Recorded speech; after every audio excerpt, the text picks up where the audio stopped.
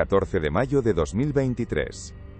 En un paraje remoto y olvidado de la Sierra Tarahumara, en el estado de Chihuahua, el mundo parece haberse detenido en un tiempo anterior al nuestro. El sol, implacable y blanquecino, borra los contornos de las montañas y cuece la tierra hasta convertirla en un polvo ocre que el viento seco levanta en remolinos perezosos. El silencio es una entidad física, densa y pesada, interrumpida únicamente por el zumbido agudo de los insectos y el susurro áspero del aire contra las rocas y los escasos arbustos espinosos. La cámara avanza lentamente, explorando la inmensidad de este paisaje majestuoso y hostil, hasta que en la distancia se distingue una pequeña construcción solitaria, una choza de adobe que parece haber brotado de la propia tierra, mimetizándose con el entorno y guardando los secretos de quienes la habitan del resto del mundo. Sentado en el umbral de la humilde vivienda, un niño de unos 8 años juega absorto con una piedra lisa, ajeno al calor sofocante y a la soledad que lo envuelve. Su apariencia contrasta violentamente con el entorno. Su cabello es de un rubio casi blanco, y su piel, pálida y delicada, parece nunca haber sido tocada por el sol abrasador de la sierra. La cámara se acerca con sigilo, enfocándose primero en sus manos. Un detalle inquietante revela una malformación evidente. Los dedos de su mano izquierda están fusionados, una condición conocida como sindactilia. El objetivo asciende lentamente hasta su rostro, revelando una marcada asimetría en sus facciones y unos ojos de un color azul tan claro que resultan casi transparentes. Una rareza genética insólita en esta región de México. Un rasgo que lo marca como diferente, como un portador de algo inexplicable. Es aquí, en las entrañas de la Sierra Madre Occidental, donde el tiempo parece haberse detenido, que los niños de la familia Herrera nacen marcados por un estigma visible. Los escasos lugareños de las comunidades vecinas, gente supersticiosa y desconfiada, lo llaman el mal de los olvidados. Para ellos, no es una enfermedad, sino un castigo divino, una maldición ancestral, que se remonta a una matriarca fundadora, cuyo nombre nadie se atreve a pronunciar en voz alta, como si el simple acto de nombrarla, pudiera invocar su trágico destino. Pero la ciencia, ajena a los mitos y las leyendas, tiene otro nombre para esta aflicción, una explicación basada en la genética y la herencia. Y detrás de esa explicación, se esconde una historia mucho más oscura y dolorosa que cualquier maldición. A cientos de kilómetros de allí, en el caos vibrante y anónimo de Ciudad de México, Sofía Mendoza, una periodista de investigación de 28 años, revisa compulsivamente su bandeja de entrada. Su pequeño apartamento, que también le sirve de oficina, está empapelado con mapas, recortes de periódico y diagramas de casos sin resolver. Es una buscadora de historias olvidadas, de las que se esconden en los márgenes del país. De pronto, un correo electrónico con un asunto críptico llama su atención. Proviene de un tal Dr. Carlos Morales, un médico rural destinado en un centro de salud cercano a la Sierra Tarahumara. El mensaje es breve y urgente, adjuntando fotografías borrosas de expedientes médicos que documentan una alarmante incidencia de desórdenes genéticos en una sola familia. Anomalías que los lugareños insisten en atribuir a una maldición. Para Sofía, no es solo una pista, es el eco de una injusticia que pide ser escuchada. El viaje es una transición brutal entre dos Méxicos. Sofía deja atrás el asfalto y el estruendo de la capital para adentrarse en un mundo de tierra y silencio. Tras días de viaje en autobús y luego en una camioneta destartalada que la deja en el cruce de un camino sin nombre, llega a pie al pueblo ficticio de Ojo Seco. El lugar parece una postal congelada en el tiempo. Unas pocas casas de adobe agrietadas por el sol, una iglesia con el campanario a medio derruir, y una plaza polvorienta donde el único movimiento es el de un perro flaco que busca la sombra.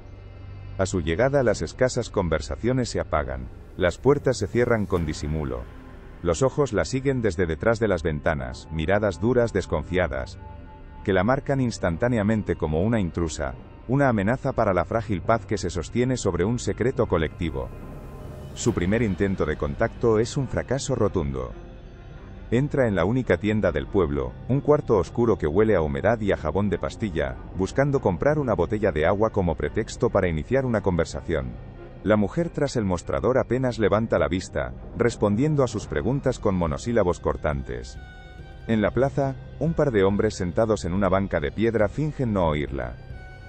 Un anciano de rostro severo y curtido por el sol, al que más tarde identificará como don Ismael, el patriarca de los Herrera, La observa desde el porche de su casa sin ocultar su desaprobación. Sofía siente el peso de un pacto de silencio inquebrantable, una muralla invisible pero sólida erigida por el miedo y la vergüenza, diseñada para proteger algo mucho más doloroso que una simple leyenda local. El conflicto central queda así establecido con una claridad desoladora.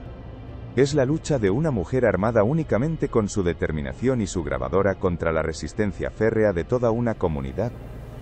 La batalla de la razón científica y la empatía humana contra el peso de la tradición, la superstición y un trauma generacional tan profundo que ha sido codificado como una maldición divina. La promesa para el espectador es clara y contundente. Este viaje no solo desvelará el origen genético de las malformaciones de los niños Herrera, sino que reconstruirá la vida oculta de la matriarca olvidada que lo inició todo. Expondrá el oscuro secreto que la comunidad de Ojo Seco ha protegido con su silencio durante casi un siglo, demostrando que a veces, la verdad es la única cura posible, aunque el proceso de desenterrarla sea terriblemente doloroso. Tras chocar contra el muro de silencio de Ojo Seco, Sofía se retira pero no se rinde. Su siguiente movimiento es buscar al único hilo de razón, en medio de la superstición, el Dr. Carlos Morales. Tras un polvoriento viaje en un colectivo que traquetea por caminos de tierra, llega a la modesta clínica rural, un pequeño edificio de hormigón pintado de blanco que desentona con el paisaje. El contraste es inmediato y brutal. Aquí, el aire no huele a incienso y miedo, sino a antiséptico y a un pragmatismo cansado. El doctor la recibe con una mirada que mezcla la esperanza con el escepticismo de quien ha luchado demasiadas batallas perdidas.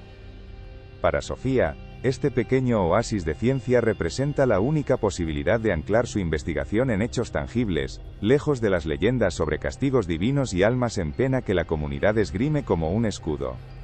El Dr. Morales no pierde el tiempo. Despliega sobre su escritorio metálico varias carpetas descoloridas, protegiendo la identidad de los pacientes con gruesos rotuladores negros. «Mire esto», dice señalando una serie de fotografías clínicas y anotaciones. «Esto no es una maldición, es genética de libro». Le explica a Sofía con una claridad didáctica los patrones que ha observado. Albinismo oculocutáneo, que explica la palidez y los ojos claros. La sindactilia, esa fusión de los dedos que vio en el niño. Y síntomas consistentes con el síndrome de Waardenburg, que puede causar cambios en la pigmentación y sordera. Todos estos son desórdenes autosómicos recesivos, concluye el médico. Se manifiestan cuando ambos padres portan el mismo gen defectuoso, algo extremadamente raro a no ser que haya un alto coeficiente de consanguinidad en la población. Incesto, para decirlo sin rodeos. La palabra resuena en la pequeña consulta con la fuerza de una detonación. Sofía siente un escalofrío a pesar del calor. El doctor, viendo su impacto, suaviza el tono. No la contacté para exponer un escándalo, sino para detener una tragedia silenciosa. Esta gente no es mala. Está atrapada en un ciclo de ignorancia y vergüenza, gobernado por un patriarca que prefiere el honor manchado de la familia a la salud de sus niños. Morales le da entonces la primera pista tangible, un nombre: Elena. Es sobrina nieta de la matriarca original Elodia. Es una mujer mayor, vive aterrorizada por don Ismael, pero sufre en silencio. Su propia madre le contó fragmentos de la verdad. Si alguien puede romper el pacto, es ella. Pero tendrá que ganarse su confianza, y eso, señorita Mendoza, es casi imposible.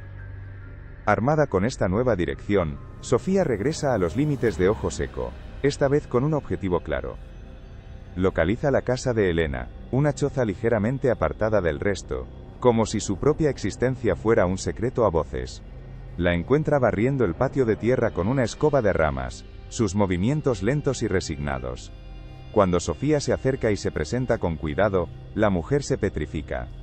Sus ojos, hundidos en un rostro surcado de arrugas, reflejan un pánico profundo. Niega con la cabeza antes incluso de que Sofía termine de hablar. Aquí no hay nada que contar. Váyase por favor. Nos traerá problemas, susurra, mirando por encima del hombro hacia la casa de don Ismael, visible en la distancia. La puerta de madera se cierra con un golpe seco, dejando a Sofía de nuevo frente a una barrera, aunque esta vez no es de hostilidad, sino de puro terror.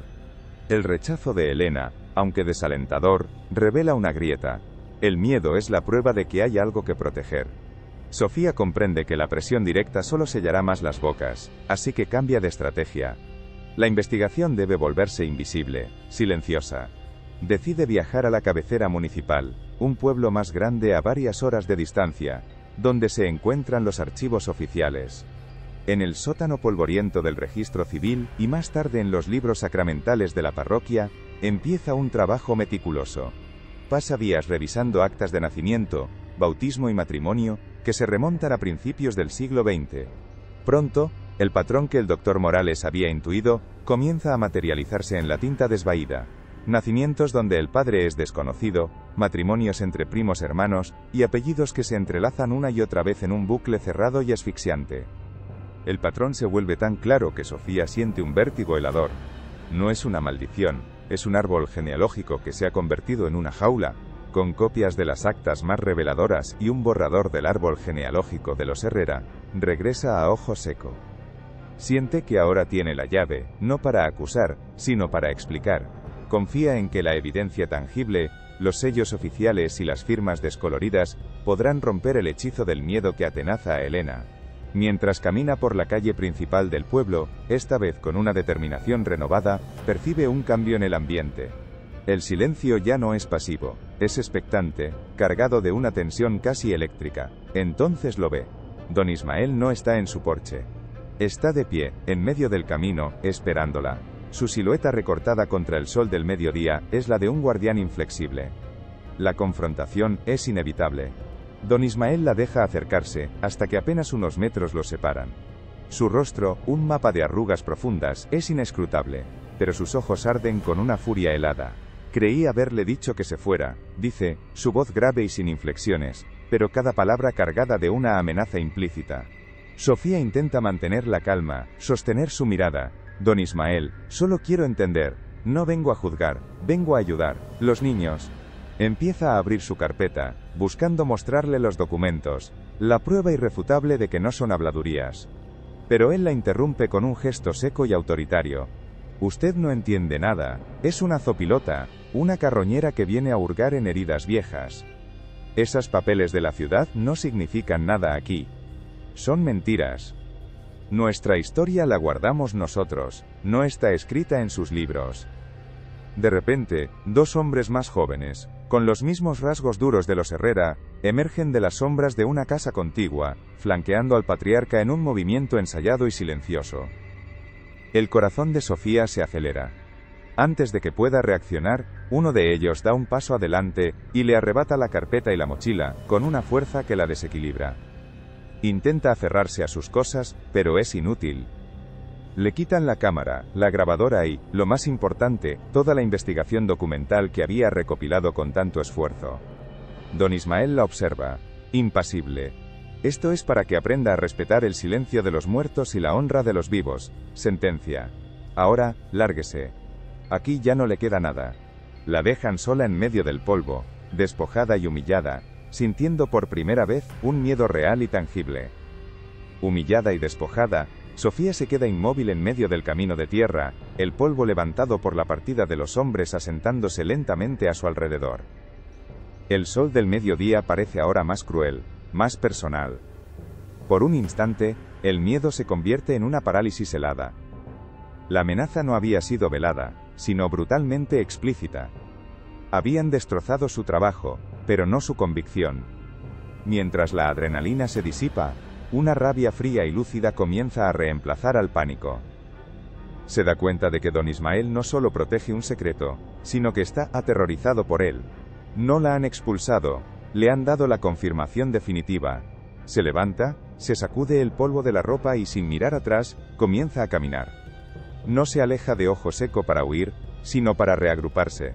Su destino es el único lugar donde la razón aún tiene un santuario, la clínica del doctor Morales. Llega a la clínica al atardecer, exhausta y con el alma magullada. El doctor Morales la escucha en silencio, su rostro endureciéndose con cada palabra. Cuando Sofía termina, el médico no ofrece consuelo, sino acción. Sabía que Ismael era un hombre duro, pero no un ladrón. Esto cambia las cosas, dice, abriendo un archivador metálico con una llave que lleva colgada al cuello. Saca una carpeta delgada. Afortunadamente, soy un hombre precavido. Hice copias de los informes más importantes antes de que usted llegara. Le entrega los documentos. Pero esto ya no es suficiente. La evidencia documental no romperá a un hombre como él. Necesitamos algo más. Tengo una colega, en el Instituto de Investigaciones Biomédicas de la UNAM, la doctora Valenzuela. Es una de las mejores genetistas de México. Quizá ella pueda darnos una perspectiva que ni usted ni yo hemos considerado. Al día siguiente, la pequeña consulta del doctor se convierte en un puente digital hacia la vanguardia de la ciencia mexicana.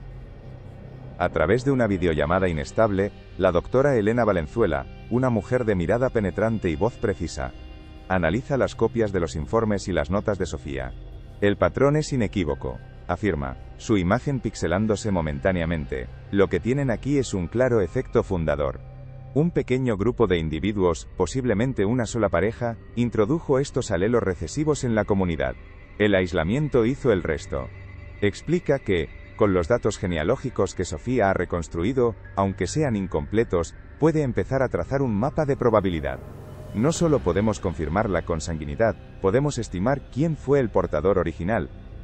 Busquen a la primera madre a la primera generación, donde estas condiciones aparecen juntas. Busquen a Elodia. La genética nos cuenta la historia que la gente se niega a contar. Si has llegado hasta aquí, escribe en los comentarios #Justicia para Elodia. La conversación con la doctora Valenzuela es una revelación. Sofía comprende que ha estado buscando la prueba del qué, cuando la verdadera respuesta está en el quién, y el por qué. El árbol genealógico que dibujó, ya no es solo una red de relaciones prohibidas, es el mapa de un legado trágico, que se origina en una sola persona, Elodia. La matriarca no es una leyenda abstracta ni la fuente de una maldición, sino el epicentro genético de todo. La violencia de don Ismael cobra un nuevo sentido.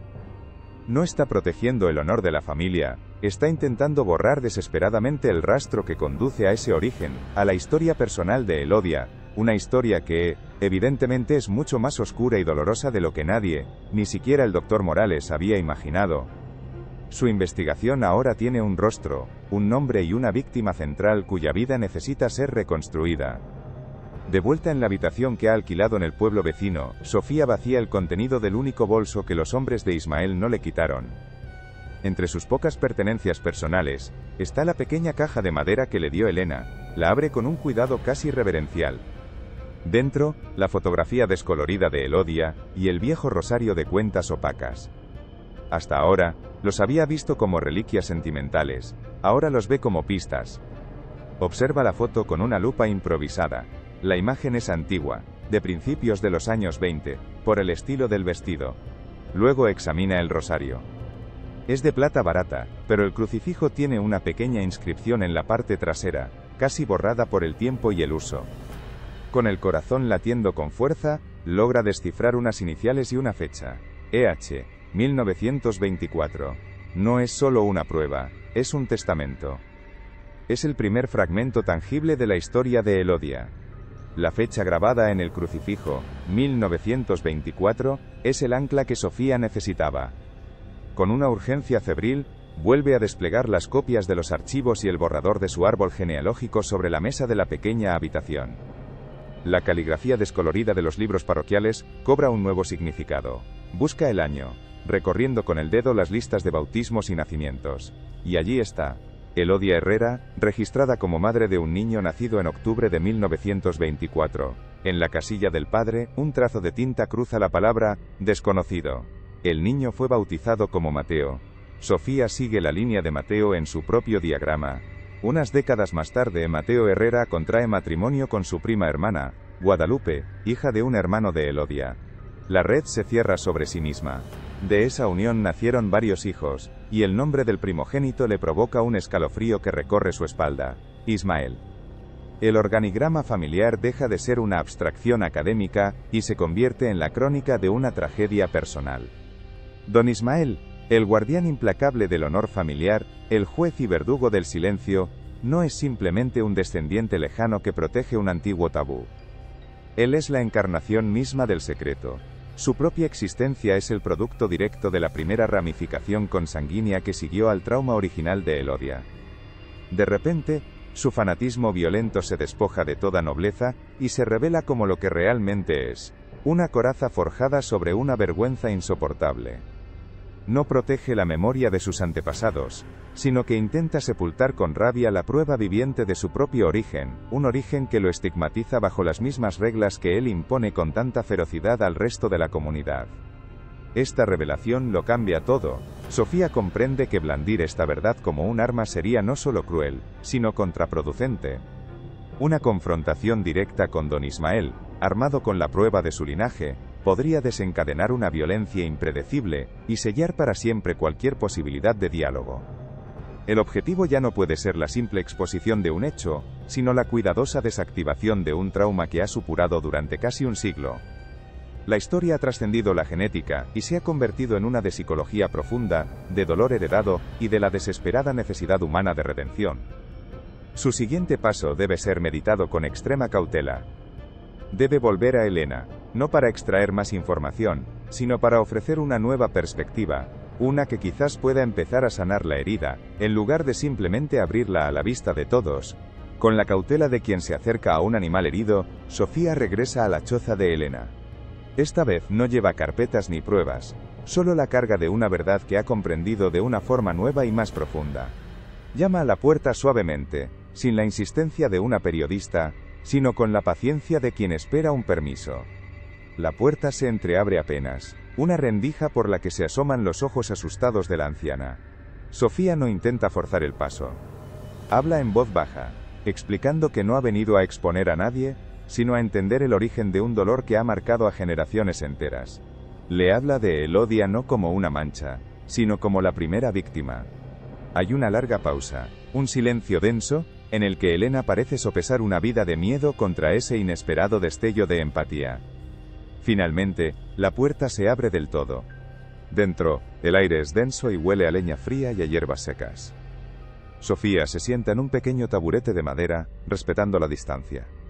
No saca una libreta, no activa ninguna grabadora. Simplemente, cuenta la historia desde la perspectiva de la ciencia, despojándola de mitos y culpas.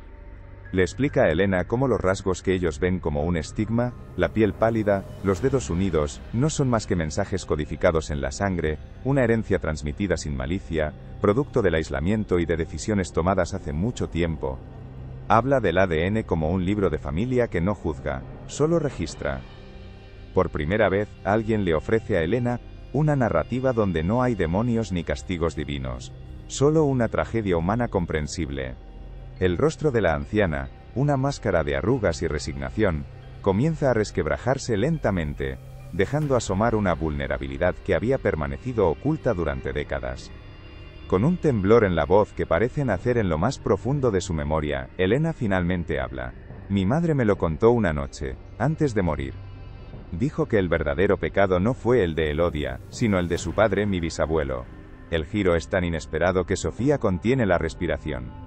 No fue un acto de pasión prohibida, ni un desliz, fue una decisión fríamente calculada. Después de la revolución, el bisabuelo había conseguido un pequeño pedazo de tierra, su único patrimonio. Aterrado por la idea de perderlo si Elodia se casaba con un forastero, o de tener que dividirlo entre yernos, tomó una decisión monstruosa. Le ordenó a su propio hijo mayor, el hermano de Elodia, que la tomara y le diera descendencia. Para que la sangre y la tierra no se fueran de la familia, susurra Elena, repitiendo las palabras exactas que su madre le confió. La maldición no nació de un pecado, sino de la avaricia. En el preciso instante en que esta revelación atroz queda suspendida en el aire viciado de la choza, un ruido sordo la sobresalta. Es el sonido de pasos pesados sobre la tierra seca, demasiados para ser una sola persona. Elena se pone pálida, un terror ancestral y muy presente apoderándose de sus facciones. Se arrastra hasta la pequeña ventana y mira a través de una grieta en la madera. Su cuerpo se tensa. Sofía se acerca con sigilo, y mira también. Afuera, en la luz moribunda del atardecer, no solo está don Ismael. Lo flanquean sus hijos y otros 4 hombres del pueblo, sus rostros duros como la piedra, sus manos vacías pero cerradas en puños. No gritan, no amenazan, simplemente están allí, formando un semicírculo silencioso y letal alrededor de la casa. Han venido a asegurarse de que el último fragmento de la verdad muera allí mismo, junto a la única mujer que se ha atrevido a pronunciarlo. El pánico de Helena es un veneno que amenaza con paralizar también a Sofía, pero la visión de los rostros impasibles fuera de la choza forja en su interior una claridad helada. El miedo no los detendrá, el miedo es el arma que los ha mantenido en silencio durante un siglo. Con una calma que sorprende a la propia Helena, Sofía se acerca a la puerta. No van a silenciarnos, susurra, más para sí misma que para la anciana. No después de haber llegado hasta aquí. Toma el frágil pomo de madera, gira y abre la puerta de par en par, saliendo al encuentro de la turba silenciosa. La luz del crepúsculo la envuelve, recortando su figura contra la oscuridad de la choza. Clava sus ojos en los de don Ismael. ¿Ha venido a callarnos don Ismael?, pregunta, su voz resonando con una fuerza inesperada en el aire denso. Llega tarde. La historia ya ha sido contada. Ahora solo falta que la escuchen. Don Ismael da un paso al frente, su rostro una máscara de furia contenida, pero Sofía no le da tiempo a hablar. Se dirige, no a él sino a los hombres que lo flanquean, a los padres y hermanos cuyos hijos llevan el peso de la historia en sus cuerpos. Ustedes lo llaman una maldición, un castigo divino por el pecado de Elodia. Pero se equivocan. Elodia no fue la pecadora, fue la primera víctima. Su voz se eleva, cargada de una convicción inquebrantable. El verdadero pecado fue la avaricia de un hombre que prefirió sacrificar a su propia hija antes que su tierra. Lo que sus hijos heredan no es una mancha, es la memoria de ese crimen, codificada en su sangre. Da un paso más, acortando la distancia, su mirada barriendo los rostros de todos. Esto no es una sentencia de vergüenza. Es una condición médica con un nombre y una explicación. Sus hijos no están malditos. Necesitan la ayuda que este silencio les ha robado. Un murmullo recorre al grupo de hombres. Las palabras de Sofía, despojadas de juicio y llenas de una lógica aplastante, han encontrado una grieta en la muralla de lealtad al patriarca. Don Ismael, sintiendo cómo el poder se le escapa entre los dedos, ruge. Es una embustera, una fuereña que viene a ensuciar nuestro nombre. Pero su voz ya no tiene el mismo peso. Entonces un hombre más joven, cuyo hijo pequeño tiene los mismos ojos azules y transparentes de la estirpe, se separa del grupo. Mira a Ismael, no con desafío, sino con un dolor profundo. Basta, tío, dice, su voz quebrada. Ya basta de secretos. ¿Qué honor hay en esto? Otro hombre se une a él, y luego otro. El pacto se ha roto. La autoridad de don Ismael se desmorona en el polvo, no por la fuerza de una extraña, sino por el peso insoportable de una verdad que, una vez liberada, ya no puede ser contenida. Vencido, no por la fuerza de Sofía, sino por el peso de la verdad que él mismo había intentado aplastar durante décadas, don Ismael no dijo una palabra más. La furia en sus ojos se extinguió, reemplazada por un vacío insondable. Se dio la vuelta lentamente, con la espalda encorvada por primera vez, no por la edad, sino por la derrota. Los hombres que lo habían seguido, sus hijos, sus sobrinos, se apartaron para dejarlo pasar, sus rostros una mezcla de alivio, pena, y una incertidumbre abrumadora. No hubo gritos ni celebraciones, solo un silencio denso y expectante que se asentó sobre la plaza, mientras la figura del patriarca se perdía en la penumbra. El pacto no se había roto con un estruendo, sino con el susurro colectivo de una comunidad que, por primera vez en casi un siglo, se atrevía a respirar un aire libre del miedo, enfrentándose al amanecer de un futuro que ahora debían escribir ellos mismos. El reportaje de Sofía Mendoza, publicado semanas después, no fue un punto final sino un punto de partida.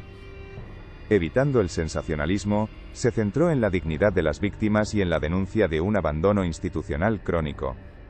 La historia de Ojo Seco resonó en todo el país, y la respuesta, para sorpresa de muchos, fue tangible. Brigadas del sector salud y genetistas de la UNAM llegaron al pueblo, no como conquistadores, sino como colaboradores. Se estableció un pequeño puesto de salud permanente, ofreciendo no solo atención médica, sino asesoramiento genético y psicológico a las familias. Los niños Herrera empezaron a recibir tratamientos y terapias que antes eran impensables. El nombre de Elodia, por fin, dejó de ser el susurro de una maldición para convertirse en el símbolo de una sanación tardía, la matriarca cuya tragedia silenciosa finalmente trajo la ayuda que su estirpe había necesitado durante generaciones. La verdadera maldición que pesaba sobre Ojo Seco nunca estuvo en los genes sino en el silencio. Fue una enfermedad del alma. alimentada por el miedo a la vergüenza y el peso de un honor malentendido, que robó a generaciones enteras la oportunidad de recibir ayuda. La historia de Elodia y su descendencia es un testamento del poder de la verdad, por dolorosa que sea, para liberar y sanar. Si esta investigación te ha conmovido y crees, como nosotros, que ninguna historia de injusticia debe permanecer en la oscuridad, suscríbete a nuestro canal y activa las notificaciones para no perderte nuestro próximo trabajo. Te prometemos un caso igual de impactante, un viaje a las profundidades de otro misterio que te demostrará que, a veces, la realidad es mucho más compleja y poderosa que cualquier ficción.